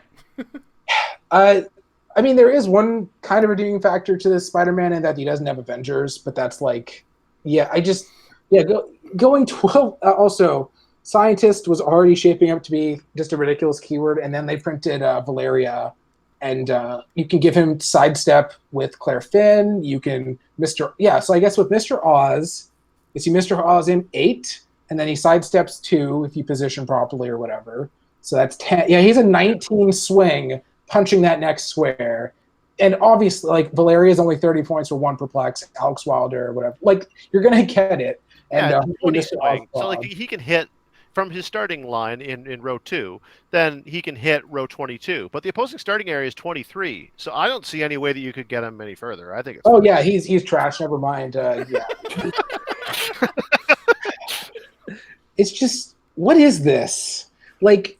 I also don't like seeing characters that are way too good for casual because, like, I mean, based on a cool story. So yeah, and also just getting him as a secret identity is that's pretty wow. That's amazing, spectacular. All the Spider-Man attributes. It's web of. It's I don't know. This kind of just broke me. Superior. You can all have fun and Unlimited. competitive. Just Ultimate. I mean, I don't even care. I mean, Spider-Man family is shaping up more. I know Mike is just trolling. He's I mean, even if he only attacks with his normal stats, that's potentially an outwit and then 12-3 on a whole group. He's got all the improved movement he needs. Like so you had to hit him for 6, and then you get Peter Parker, and then I mean, Peter Parker is pretty good too. Can't complain about what he does for the point. With autonomous. So. I mean, he only has regular super senses. It's true. There's a 16 on a 4 through 6. Yeah. So he's kind of like Doom to me in that you pay the printed points for him, he scores extra, but the amount that your opponent scores feels like what he should be. So you commit 60 points, they score, I guess, they only score 70. Oh, no, never mind. Just never mind that whole point. I thought that he would be scored for way more. I don't know anymore. But the garbage can instead replaces. No, I'm saying you would score the garbage can. Yeah, you score the 10 from the garbage can, and then when Peter dies, you get 60, so you get 70. Yeah, you get 70. Okay. Guys, what are we even talking about? This guy's not getting KO'd. He's just KO'd your entire team. Yeah, it's not like he has Nightcrawler ignores the whole map 14, whatever, but it's just... I think that we're overcooking this. Like, if you're playing against this guy, just never place any of your opponents near each other. No problem. He brings back... Joke's on you, then. He brings back the amazing and beloved old standby, just hit him for 6. Like, that's all you can say. Just hit him for 6. Hit him for 6. Hit him for 6 after he hits everybody on your team. And there's not even an easy way to get the garbage can because the garbage can is in your starting area. I can't wait to put a couple of Mandarin rings on him. Oh. I mean, I don't even know if you need to give him anything other than those perplexes. Like, what more do you want? Like, I don't know. Give him the Remaker ring, so he's got the shape change to go with it. He'll have poison for everybody when he's in the crowd if they didn't already die. If your game plan includes everything after he kills their whole team, I don't know what you're going for. Well, you can give him knockback just to make sure their whole team is dead. Oh, yeah. I mean, yeah, influence. Yeah, I mean, you could. Could he place himself with the spin ring? Yeah, you can't influence yourself, but you can spin yourself, yeah. I mean, you could always give him a 10 range outwit so that he could take away their defense powers before he hypersonics across the map. That's fun too. Yeah. Oh wait, but that juicy mind control is better than anything he does natively, right? So just forget all that. Just forget him entirely. Please, nobody play him. Can we just all just agree on it? I can't wait to find out if this is not the best character in the set. I feel like it has to be top 3. If it's not top 3, I'm quitting the game. Like, I don't know anymore. Well, they got to put the God carnage in this, so he's going to be crazy. If this, like, they just busted their this is the best figure in this set really early with literally the first previews. Yeah, with a 60-point figure. Oh, God, help us. Yeah, this is them telling us, by the way, that math we used to use, we added a couple exponents to it. We added a randomizer. Yeah, they immediately realized the error of their ways when they created a Prime Batman that you needed to deal a little bit of damage to before you could Psychic Blast across the board. You're like, what if you could do it on click 1? Yeah, pretty much. I'm just going to add the fact as well, on top of everything that's really awesome about everything we're talking about, that the Peter Parker being autonomous as you're just the guy who's probbing, he's autonomous with leap climb. Like, I love it. Yeah. He's got an 11 attack with the incap. Yep. Like, dude, that's still great. He's autonomous. Like, yeah, why not? He's like, okay, I have no action tokens. I'm within 3 squares. Let's try and incapacitate. I don't see why not. It's not taking an action. You know, the other thing is that, and, like, let's face it, if you own this guy, he's on your team. But for some reason, if you hit your head or something and, you know, maybe you can't think, you could, as a replacement for Peter Parker through the secret identity, he's still great. Again, if he's on your team, he's on your team. There's really no reason to ever use him as a secret identity, but what a great secret identity. There could be other secret identities, because it's like secret identity is an identifier on other cards, and their click number 9 is going to be something you pull in. So, I mean, okay, let's go back to that there. There's going to be other secret identities, Jay. Back to the whole rules thing. Can I sideline something for a sideline character? What do you mean? So in the case of that other, okay, so we start with Spider-Man, okay, and I sideline Peter Parker. Now, can I take another potential secret identity character and sideline that for Peter Parker, who's on my sideline? I thought I already clarified that. I didn't. What's that? Okay, so you put, because you interrupted me. You put Spider-Man on your team, and then you put Peter Parker on the sideline for that trash can effect. Right. Therefore, because you can only use a sideline character for one effect that you declare, you cannot use him as a replacement or to be replaced for the secret identity mechanic, which is a separate mechanic. Okay. Like, if they were for some reason all named the same thing, maybe, but no, it's just a completely different effect on the sideline. Just making sure. And also, since could you? Well, I guess what you could do is just have a Peter Parker on your sideline and have a Peter Parker on your team. Yeah. Yeah. You just have to track which one came off of the sideline for the purpose of the garbage can and which one started on your team. Yeah. Yep. I do want to clarify, number one, that Secret Identity is an amazing streamlining of Alter Ego. Alter Ego always felt, not including the Bruce, not including Outback Hulk. I'm not going to pretend that wasn't the best thing ever. I know it would work for me. I also want to clarify that I don't want to sound like I'm talking badly about, like, design or, like, anything, but, like, at a certain point, it's like, come on. I feel like it's okay to say stuff is degenerate. Well, that Hydro Man at 75 is not looking so good anymore now, is he? No, I mean, like, really, that's really. You know what? We've talked about all this with these three pieces. Right? We still have one more thing to go here on this set. Well, I don't know that we really talked about 001 Spider-Man. I will briefly say I think he's great for 40 points. That's Sure. He's awesome for 40 points. Yeah. Really good. Feels a lot like Amazing Fantasy 15 too, right? Like I love the sidestep passenger one with leap climb. Looks very much like the cover. Yeah, he is a fun. This is my first booster. I pulled a playable Spider-Man sort of thing, like I mentioned to you. And he does have the Avengers keyword and is good filler at 40 points. And not a bad replacement for the Peter Parker. No, he's a great replacement. Yeah. All right. Finally, Wiki Miles West. I'm guessing this is one of a few. I think they might have got a little bit more creative control over the chases and set than they offered up. But I think, actually, Mike, you mentioned that this was something in a set or in a comic somewhere, right?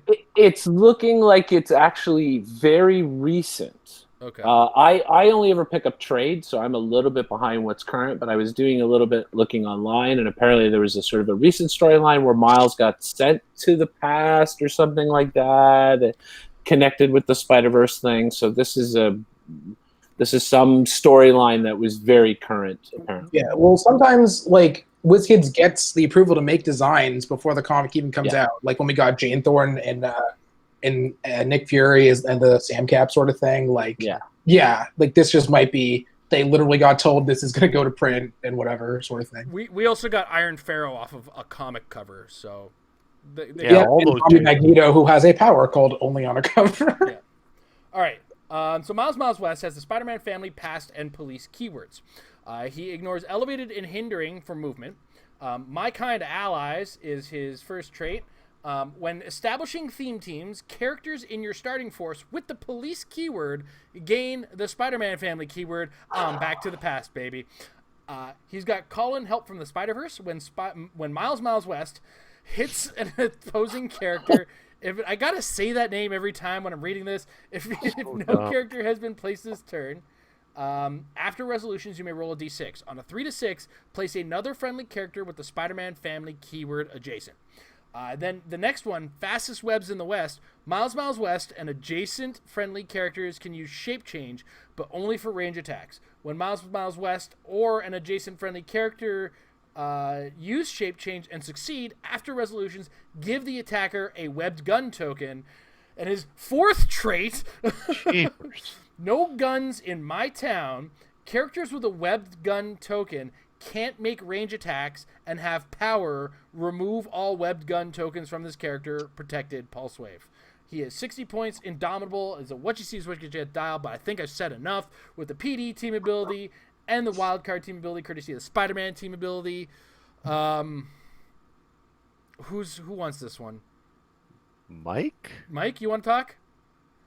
Sure. I mean, here's another 60-point character who feels undercosted. Oh, wait a minute. I could play him with the already broken Spider-Man we just saw and the Prime Batman, because he has police keyword. So now I can do both the close combat, everybody takes damage, and the range combat, everybody takes it. Yeah. What is going on? Holy cow. I don't know if that was intentional or not. I don't know if anybody forgot that they made that Batman when they made this Miles. I don't know. Well, I'm sure they did, being on those kind of drugs, right? Yeah, they can still wildcard Batman ally, right? Like it doesn't matter. Yes, they can't use it. They can. That's it. That's the point. So you put Batman on the Spider-Man family team. So now it's a named theme team where all my wildcardy Spider-Mans all have stealth now. And I've got Spider-Man who could do all that damage up close, and the Batman who could do all that damage at range. And I've only spent 160 points for those for 3 figures. Yeah, what do you say? I mean, he's clearly a great figure for 60 points, and I guess I got to get me a Miles West to go with my Super Rare Spider-Man and my Prime Batman. And I kind of want to add on here. It's not just the first character with police that you add on. You got the entire police keyword to add on, whatever you feel like. Yep. So I'm looking through the police keyword right now. It's not too degenerate in Marvel, thank goodness. Although, I don't know, Sheriff Steve Rogers might be problematic with this guy. Captain America, Spider-Man, PS4 Spider-Man. Let me just pause you right there. PS4 Spider-Man. Your team currently consists of Miles West, Super Rare Spider-Man, and Prime Batman. I mean, that's as degenerate as it can be. It doesn't matter if the rest of your team is just like Latvian scientists. Tom, try not 40-point Martian Manhunter. Oh, yeah. He's got police. And you still have room to put PS4 Spider-Man on there. Yep. Tom, don't get another auto for the love of God. Could a guy get Tom a new liver? A new liver for Tom, please. I just feel like, the end of Unforgiven, when finally, like, Clint Eastwood just cracks when he realizes what they've done to Morgan Freeman. He just starts drinking before he goes into town to blow everyone up. That's what I feel like I'm on the verge of doing here.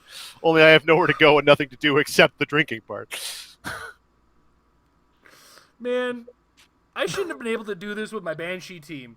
I should not have been allowed to do that. And it wasn't even that broken. But I shouldn't have been allowed to do it. Why am I allowed to do what I just said?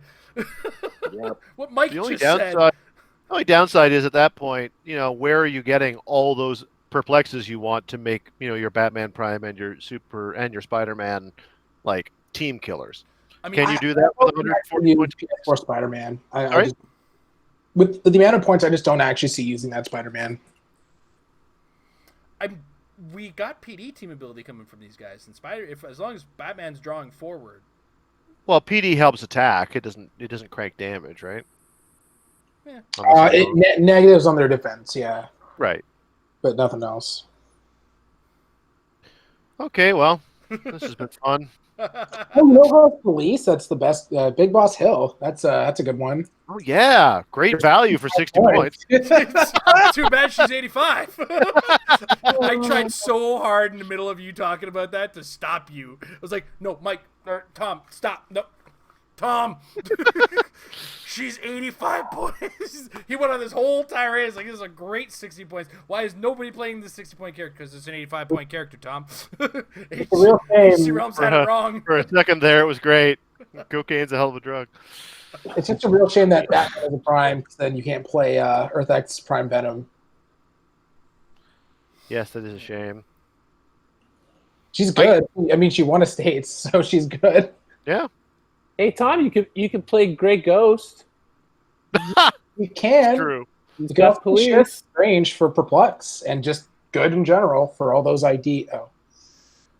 No, but a bunch of enhancing police officers that we could throw in. Like I'm trying to think of from Batman. Well, you got Renee Montoya at 30.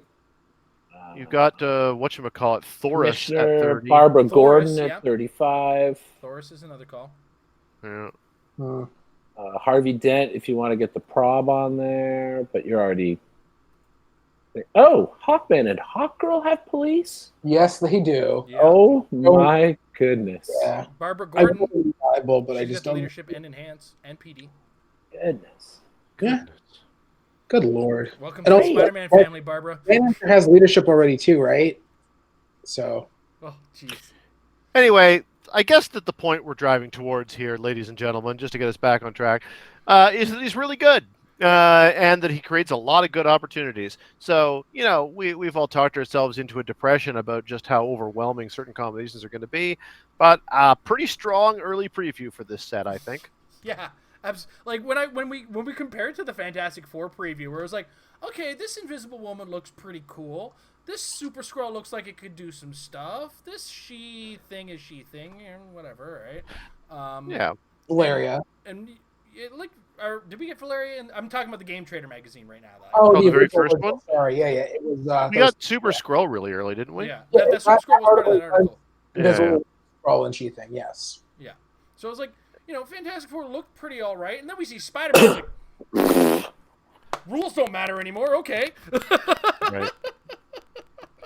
I mean, all jokes aside, and in all fairness, they're all really good. Like, we have not talked about a bad figure today. We've just talked about figures that are less interesting and exciting than others. I mean, I wouldn't call Gorgon bad. Not again, yeah. No, I'm just giving Gorgon a hard time. We talked about bad figures when we all had memories of pulling Avengers boosters. Their consistency is real good these days. Yeah, absolutely. All right. I have one or two other things about my. I love 4 traits in blank dial or no. Like okay, sure, and I'm gonna from this point on just delude myself because of the cowboy theme that we're gonna somehow get the cowboy Black Panther from the New York Exiles run, and I'm gonna be wrong, and I'm obviously wrong, but I'm just gonna hold on to that, same as how I pretend that we're ever gonna get Atom Smasher. So that's just my new thing. I can't wait to have it be crushed. If you get that Black Panther, he won't have exiles. Or he'll be Prime, along with another exile on the same Yeah, he'll be Prime. Another Prime with the wrong keywords. Yeah. Totally. All right. Before we move on to questions, I do want to let everybody know. Myself, Tom, Mike, and Jay have built teams out of those sealed pulls that we talked about last week. And we're going to try to put together a schedule to get some games in. These will be filmed content, so if you're a patron, you're going to get early access to these. And I'm going to try to throw in the editing, do the usual thing where I point out what powers are being used and the rules and the sources of it and everything like that. I'm going to do my best to make sure that's clear to everybody when we're doing it, so that we can have a good old time with it. But we've all kind of come up with teams, and it looks like whoever's got the bad draw is the guy playing against Mike because Darkseid. You're still playing against me though, so It's it's really a 50-50. We'll see. I'm going to do my best through editing to kind of keep the pace of things, because Roll20 is going to slow things down. Our game time is not going to be reflective of what you watch, but we're going to try to do our best to get the most value game time that we can for you guys. And Tom and me should be fine, though. So I don't think you have to touch that game. Right. Yeah. But yeah, so that said, it is time to move on to the questions. If there's nothing else we want to cover, guys. I have questions, but they're just about the general game, so just going to let you go on. I got questions. Design. What's going on over there? And can I have some? All right, doesn't look like much is going on, and I saw something in the Discord earlier. Who am I kidding? Yeah, there was Yeah, it was David C. How many suited henchmen does one person realistically need? Jay, you might know this one because I know you accumulate quite a few. I think I have 10, but just because that was like the first set I completed, and I kind of went nuts. And I just generally go nuts on those kind of characters. I mean, Ventriloquist is okay. So, like, yeah, like, if there's ever a team with those keywords, yeah.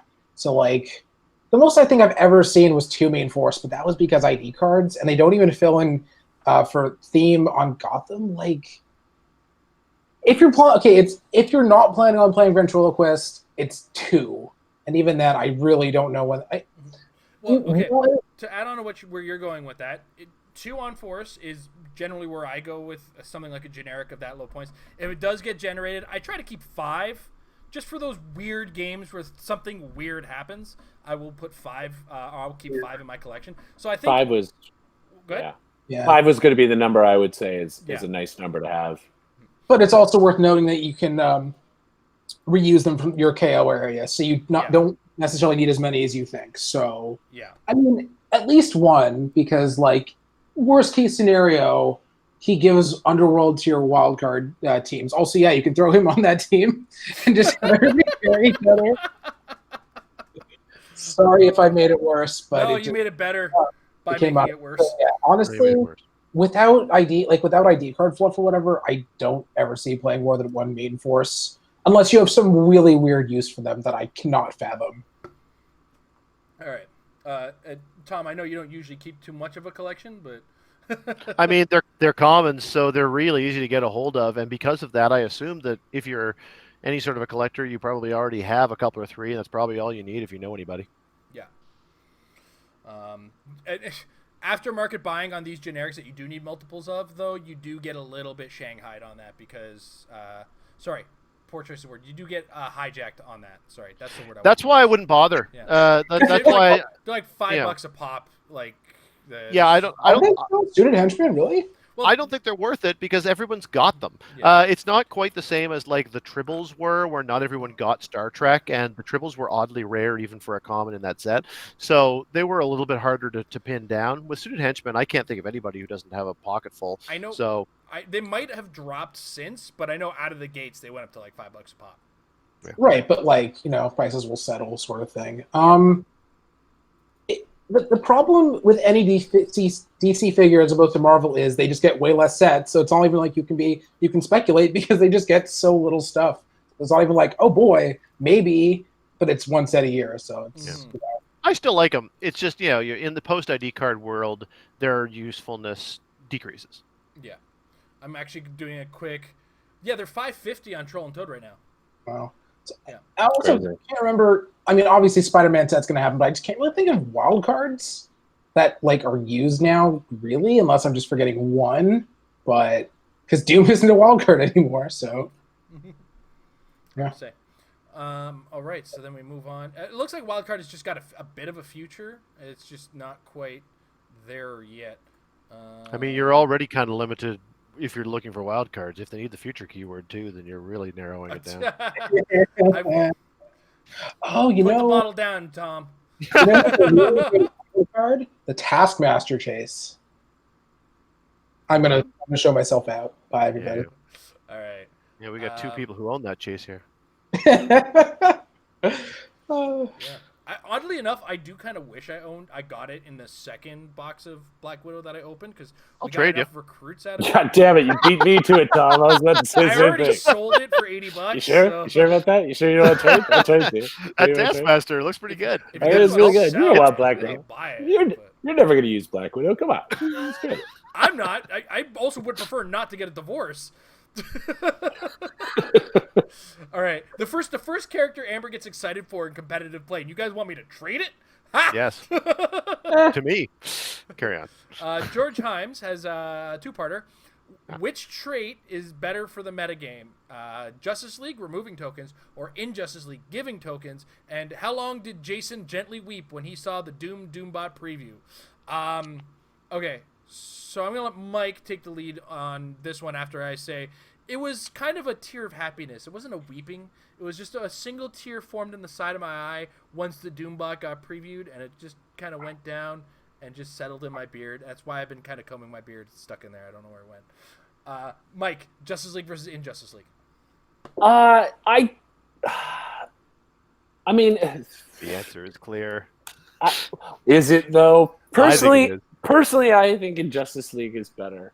I like being able to get that token and put it on just the right person that I know is about to do something or whatever and just throw off the whole vibe there. I think it overall has more of an effect because your opponent can sort of more anticipate you taking a token off. Do you know what I mean? Like they're sort of looking at your guys and this is who's going to act and I can sort of prepare for that versus shutting down what somebody does. So I'm sure somebody could argue back and forth both ways, but personally, I think Injustice League is going to get you more bite. Hard agree. All right, and Jay? I mean, Justice League is just inherently less needed because leadership exists. Like, there's a substitute for it. Like, not even debating which is just better straight up, but it's just less necessary to use and have. And also, if you consider Injustice League and then you consider the token traits on Brainiac and Grodd, which you can use both in a turn, it's just rack those action tokens up, as well as the fact that if you can pull it off on turn one, that's just soul crushing because there's no. I think the ruling went up, right? That you can do it. It does not count towards the first turn. Yeah, like it's not as bad as like Copycat, but like that's just so soul crushing. Yeah. Oh. All right. Next, Rick Ryan. How do we as a community prevent Jason from singing Doombot to the tune of Bop by Hanson when he gets to generate Doombots?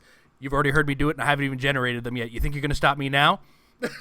I support you in your endeavor. I mean, if you want backing vocals, I'll come in for you. I don't mind. You see, they're enablers. Tom? We'll all grow our hair out. I mean, those of us that can. I mean, I'm already doing it, so I'm way ahead. Triggered. Hashtag triggered. I'm growing it out here. I don't know if you've noticed. Yeah, we'll all be like the ZZ Top Hanson. Zanson. My beard and Jason's beard are at a similar length right about now, and then I have the hair that I have. I think the only way to make Jason not do that is with a chemical sedative. So don't do that. So it's not possible. How much of that chemical sedative do you have? Not the there. I'm still singing it in my head right I mean, now. I don't I care was what just it gonna is. say, give me a couple God Dooms and I'll stop. Just saying. saying. Roll leadership, got my Doombot. Here's my Well, other Doombot. you're cursing yourself to never roll leadership with the Doom, so whatever. That's when I roll the most leaderships, is when it's making things. I hope Except you're on happy, camera, whoever I it don't is know that left that comment. You've managed to both ruin HeroClix and music. And I was already ruining music when everybody wasn't looking. Oh, man. All right, next up. Michael Fedor, are 6 pieces going to be the new standard for Fast Force sets? I remember when they only had 5. I mean, when they had 5, there's also usually something in there as well. Yeah, Is my that's memory. my memory. So, like, when there was 5, there would be, like, Dr. Fate's helmet. Or there was 5, and then there was Atomica. I think there's always 6 game elements to some degree. In fact, I believe it was 6 with Atomica and 6 with Dr. Fate's helmet too. Yeah. Like I'm having a hard time thinking of when it was 5. What am I misremembering? I didn't hear the question somehow. What was it? Are 6 pieces going to be the new standard for Fast Force sets? Mike They've remembers always- for 5. Yeah, Atomica was extra. Like she was like a hidden, like a little hockey puck that was in there. Yeah, Dr. Fate. I mean, we got all those pogs in what's it called? In Fantastic Four. Oh, that was a starter. Well, that also the starter had 6 too, because you had the 4 Fantastic Four characters: Doctor Doom and Silver Surfer. Yeah, and also Fast Forces used to have maps too. The old one, the old Fantastic Four was the Fantastic Four, Doom, and a How Doombot. far back do I Now- go for a 5-character Fast Now, Force? some of the old collector sets were 5 figures. Like, I thought Invincible was 5 figures. Wasn't the Giant set 5 figures? No, I think it was at least 6. Deadpool I don't know has about the 6. Giant Camo, Atom Smasher, Giganta, poor Camo. I feel like I can't remember. Maybe that was only 5 or 4 or 9. I was pretty sure that some of those older collector sets were 5 figures, but the Fast Forces have always been 6. Yeah, I'm just clicking through as many Fast Forces as I can So get to. am I. I have yet to find one with 5. Smasher, No, me neither. Commodus, Colossal Boy, Elastigirl, Giganta, Alloy, Camo. Yeah, it looks like 6 is the number. So I feel like there might be a misremembering on this one, to be honest. What is the product in question that only has 5? Yeah. Is there one? I can't. I still haven't found it. 7. I mean, oh, sorry. You know what? The Turtles Down the rabbit hole we go. The Turtles 4 starter had 5 characters because the 4 inch shredder, but it also had the pods. Right. So Yeah. that is So, like the so he's kind of. I guess there may be a remembering on one instance that was not the norm, which I've had those moments too. It's like, don't these usually have 5 because you remember 1? I've had those moments too. This gray is happening. So Yeah, even Invincible was 7. yeah. Wow, I mean, 109 points for that. Whew. Look at that end dial. Yeah, right. Those were the days, my friend. I see people who say they want Invincible, and like technically we got it, but like, did we really? Yeah, well, that was it. I was excited for it too, being a fan of the series, and then it was like, oh Jesus! Was I mean, that Omni so was bad. that the one where the creator like got his fans that didn't play HeroClix to vote, and then nobody bought it because nobody played HeroClix? Which one was that? Wasn't there one of those where it was a fan vote? Yeah, Invincible was one of the then fan they vote didn't made sets. Wasn't it? like- I really liked Invincible. Yeah. The comic, that is, not really the. Yes, the comic. Yeah, Yes, the yeah, set yeah. was my favorite. Oh yeah, that collector set was terrible. Yeah. I bought it because again, I've always had a habit of just getting everything, but yeah, it was not You knew both. ideal or great. Yeah. for My that. favorite waste was the Freddy versus Jason HorrorClix set, which was just variants of Freddy and Jason. Oh, they really could have done more with that. Yeah, and they were also really strong in here. HorrorClix, like ridiculously overpowered. That did seem to be the way with the HeroClix specials, because like the aliens and predators were overpowered too. As I said, I never played with the Cthulhu as we talked about last week, but you have adequately convinced me that it wasn't a game. Well, I mean, even the Marvel ones, the ones that were in Supernova, the All the chases, zombies. Yeah. Oh, Yeah. yeah. they just smoked everybody in the game of HorrorClix. Like when we had a small group of people we played HorrorClix with, and whenever I would play the Supernova zombies or the the Freddy versus Jason stuff, I'd have to take a couple weeks off of them because they just were not good, or were not healthy. They just stomped on everything because they were statted for HeroClix. It was the same with the Hellboy stuff. Oh yeah, Hellboy. Yeah, there's that Hellboy collector set that was also that also came with HorrorClix cards, so you could swap between the two games. That's a good idea. I'm kind of came sad. with a little baby Hellboy. Yeah.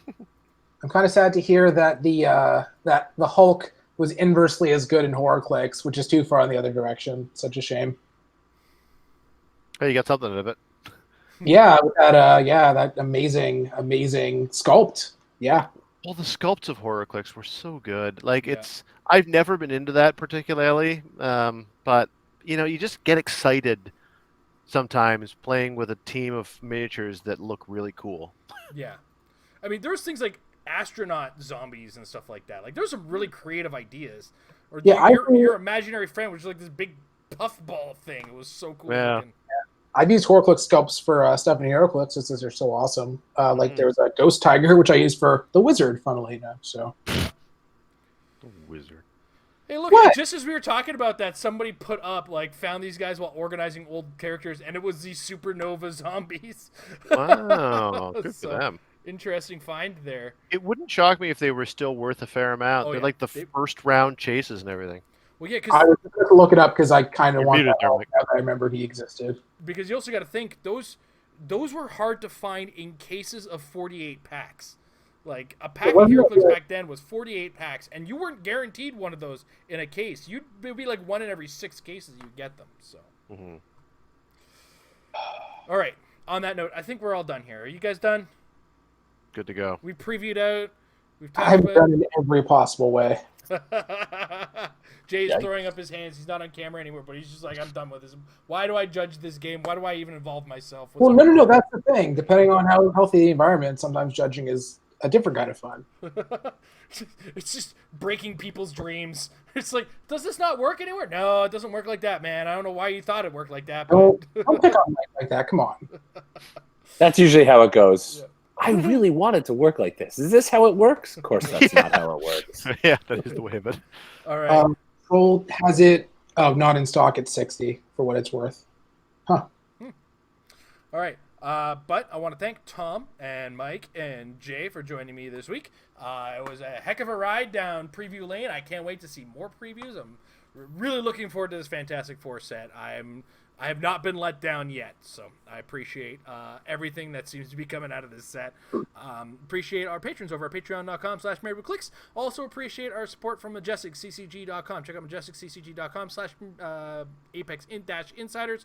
It's your one-stop source for all the great brains in the game of HeroClix. Some really good players share their thoughts and general strategies about the game. So as things are slowly getting to that state where we want to start thinking about playing again, a lot of areas are allowing people to play. Be careful about it, but at the same time, it's time to start getting your dust off your fingers and getting some practice, because practice will make your teams better. Have a good night.